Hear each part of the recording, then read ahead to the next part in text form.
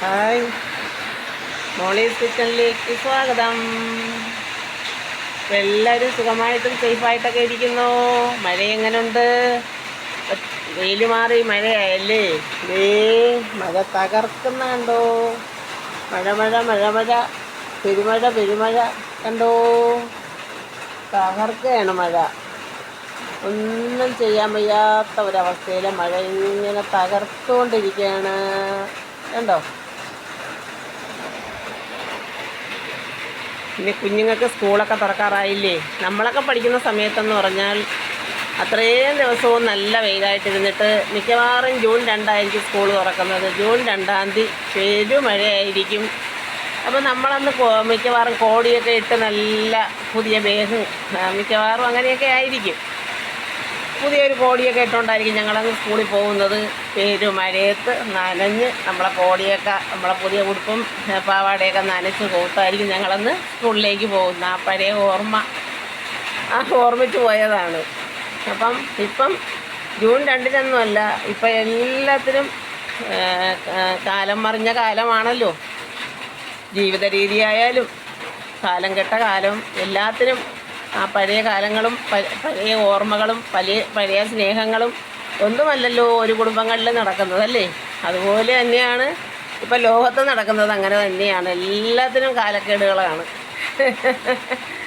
മഴ പെയ്യുന്നതിന് മാസങ്ങൾ ഏതാണെന്നില്ല. മറ്റത് ചിങ്ങമാസം, പൊന്നോണം വരുന്ന മാസം, നല്ല വെയിലും ചിങ്ങം കന്നി എന്ന് പറയുന്ന നല്ല ഓണവെറിയാണ്. ഇപ്പം ആ സമയത്തും പിന്നെ മഴയാണ്.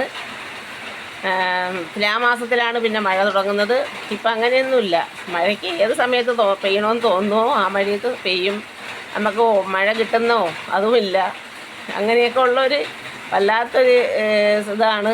അതുകൊണ്ട് ആൾക്കാർക്ക് വലിയ വെള്ളത്തിന് ക്ഷാമം വരുന്നില്ല എന്നേ ഉള്ളൂ. കുറേ സ്ഥലങ്ങളിലൊക്കെ കെടുതികൾ, വളരെ മോശമായ അവസ്ഥകളിലേക്ക് പോകുന്നുണ്ട്.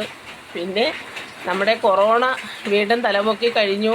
വളരെ നമ്മൾ സൂക്ഷിക്കേണ്ട ഒരവസ്ഥയിലേക്ക് പോവുകയാണ്. പണ്ടത്തെ ആരും അതത്ര കാര്യമാക്കുന്നില്ല. പക്ഷേ കൊറോണയെന്ന് പറയുമ്പോൾ ആൾക്കാർക്ക് തമാശയായിട്ടാണ് തോന്നുന്നത്. വീണ്ടും പണ്ടത്തേനേക്കാളും വളരെ ഇതായിട്ടൊരു ഇതിലാണ് ഇപ്പോൾ കൊറോണ വന്നിരിക്കുന്നതെന്നാണ് പറയുന്നത്.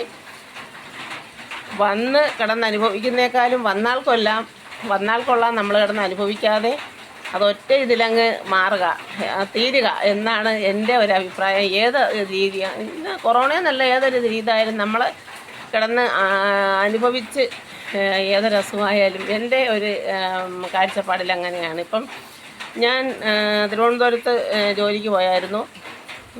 ഇത്തിരി ഉള്ളിലോട്ടാണ് ഞങ്ങൾക്ക് പോയി എൻ്റെ ഊപ്പാട് വന്ന ഒരു കെയറായിരുന്നു.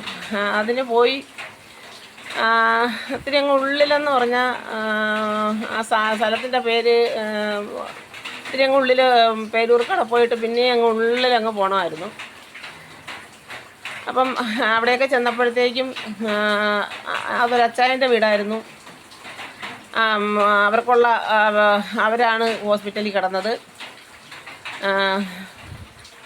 അപ്പോഴേ അതിന് വേണ്ടിയാണ് ഞാൻ ഹോസ്പിറ്റലിൽ നിന്നത്. അപ്പം ആ ഒരു ഇതിന് വേണ്ടിയൊക്കെ നിൽക്കുമ്പോൾ നമുക്ക് ഓരോരുത്തരുടെയും സംസാരങ്ങൾ കേൾക്കുമ്പോഴത്തേക്കും, ഓരോരുത്തരുടെ പെരുമാറ്റങ്ങളും ഓരോരുത്തരുടെ വീട്ടിലെ രീതികളും അതൊക്കെ കേൾക്കുമ്പോഴത്തേക്കും നമുക്ക് പൊതുജനം പലവിധം എന്ന് പറയുന്ന കണക്ക് നമുക്ക് ഓരോരുത്തരുമായിട്ടുള്ള ആ ഒരു രീതികൾ, ഓരോരുത്തരുമായിട്ടുള്ള സ്നേഹങ്ങൾ, ഓരോരുത്തരുമായിട്ടുള്ള ആരുമായി എന്ത് ഷെയർ ചെയ്യാം, ആരുമായി എങ്ങനെ മുന്നോട്ട് പോകാം, ആരോട് എന്ത് ഷെയർ ചെയ്താൽ നമുക്ക് ദോഷം വരില്ല, ആരോട് എന്ത് പറഞ്ഞാൽ അതല്ലെങ്കിൽ നമ്മൾ അനുഭവിച്ച ദുഃഖങ്ങൾ ആരോട് ഷെയർ ചെയ്യാം, അവരോട് ഷെയർ ചെയ്താൽ നമുക്കത് നാളെ ദോഷം വരുമോ, അങ്ങനെയൊക്കെ ഒരുപാട് കാര്യങ്ങൾ, ഒത്തിരി കാര്യങ്ങൾ ഒരു അവിടുത്തെ ആ മേഡം നല്ല വിദ്യാഭ്യാസം, അവർ ഇതിൻ്റെ ക്ലാസ്സൊക്കെ എടുക്കാൻ പോകുന്ന എനിക്ക് ഒത്തിരി പുസ്തകങ്ങൾ കൊണ്ടുവന്ന് വായിക്കാൻ തന്നു. വെറുതെ അങ്ങനെ നോക്കിക്കൊണ്ടിരിക്കുമ്പോൾ എനിക്ക് ഒത്തിരി പുസ്തകങ്ങൾ കൊണ്ടുവന്ന് വായിക്കാനൊക്കെ തന്നു. അങ്ങനെ അതിൽ ഒരുപാട് അറിവ് കിട്ടുന്ന പുസ്തകങ്ങളുണ്ടായിരുന്നു. അതിലെനിക്കൊരു പുസ്തകം വായിക്കാനും തന്നു. അപ്പം നമുക്ക്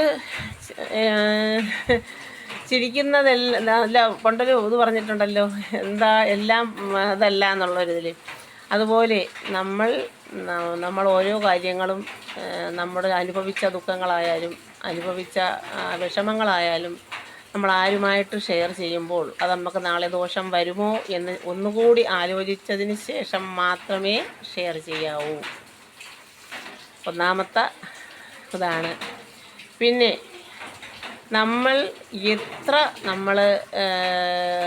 സ്നേഹിച്ചാലും ചിലർക്ക് നമ്മുടെ സ്നേഹം അത് മനസ്സിൽ ആവില്ല. അങ്ങനെയുള്ളവരെ നമ്മളെ സ്നേഹിക്കാൻ പോകരുത്. അങ്ങനെ കുറേ കൊണ്ട് ഞാനത് ഒരു വീഡിയോയിൽ ഞാൻ ഫുള്ളായിട്ട് ഞാനത് വായിച്ച് കേൾപ്പിച്ച് തരാം. അങ്ങനെ കുറച്ച് കാര്യങ്ങളുണ്ട്. ഒരു പ്രൊഫസറാണ്, മക്കൾ 2 പേരുണ്ട്, ഡോക്ടറാണ്. അങ്ങനെയൊക്കെ കുറേ ഇതുണ്ട്. ഞാൻ പിന്നെ അതിനെക്കുറിച്ച് പറഞ്ഞുതരാം. ഇപ്പം ഞാൻ കിച്ചണിലിരിക്കുകയാണ്. അപ്പം നല്ല സൂപ്പർ ചക്ക വെട്ടിക്കൊണ്ടുവന്ന് വെച്ചിരിക്കുന്നു. ഇന്നത്തെ ചക്ക മഴയായാലും കൂട്ടാൻ വയ്ക്കാമെന്ന് വിചാരിച്ചു. അതിനോടൊപ്പം തന്നെ ഇതേ മീനും വെട്ടിക്കഴുകി കൊണ്ടുവന്ന് വെച്ചിരിക്കുന്നു. മീനൊന്നുമില്ല, കടൽക്ഷോഭവും കടലിലില്ലാത്ത പ്രശ്നമാണ്. ഇപ്പോഴത്തെ മീനൊക്കെ കൂട്ടുന്നതൊക്കെ ഇവിടുത്തെ കുട്ടൂസ് മോന് മീനേ എന്ന് വിളിക്കുന്നത് കൊണ്ട് അച്ചാച്ചൻ പോയി മേടിച്ചുകൊണ്ട് വന്നതാണ്. അപ്പം നമുക്ക് ആദ്യം ചക്ക ഞാനൊന്ന് നുള്ളിപ്പറക്കി എടുക്കണം.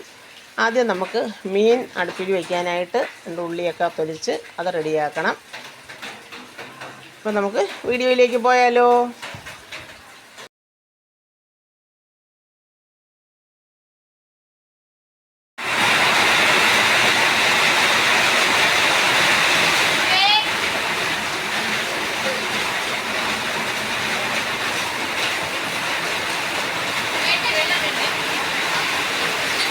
മഴ പെരുമഴ, മഴ.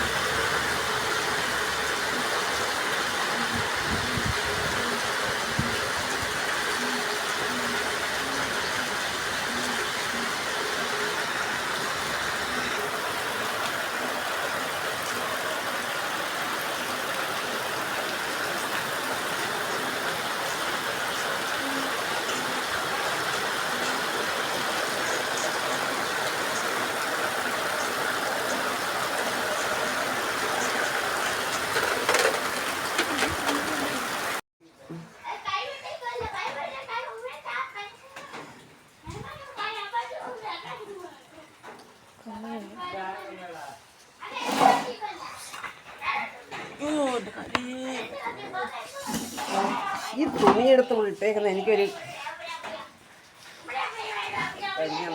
ഇവിടെ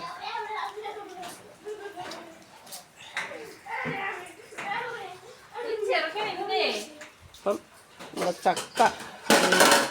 ചക്ക റെഡി ആയിട്ടുണ്ട്.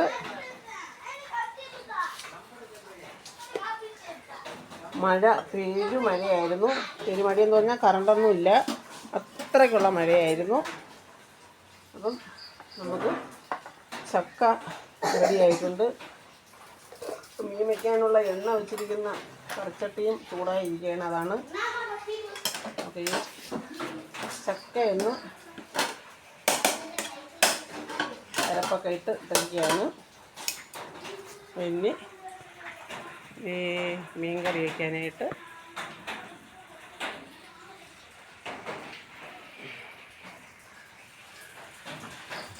അപ്പോൾ മീൻ കറി ഇട്ടായി നോക്കാം. മീൻ കറി വറ്റി നല്ല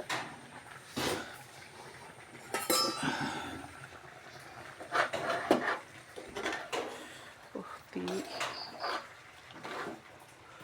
കുത്തി കേട്ടോ, സൂപ്പർ ഉണ്ടോ, അടിപൊളി. ചക്ക തിന്നാൻ. കണ്ടോ, സൂപ്പർ ചക്കയും മീൻകറിയും. ഇഷ്ടമായോ? ഓഫ് ചെയ്യട്ടെ. ചക്കയും മീൻകറിയും, മഴ പിടിച്ച് ചക്കയും മീൻകറിയും നിങ്ങൾക്ക്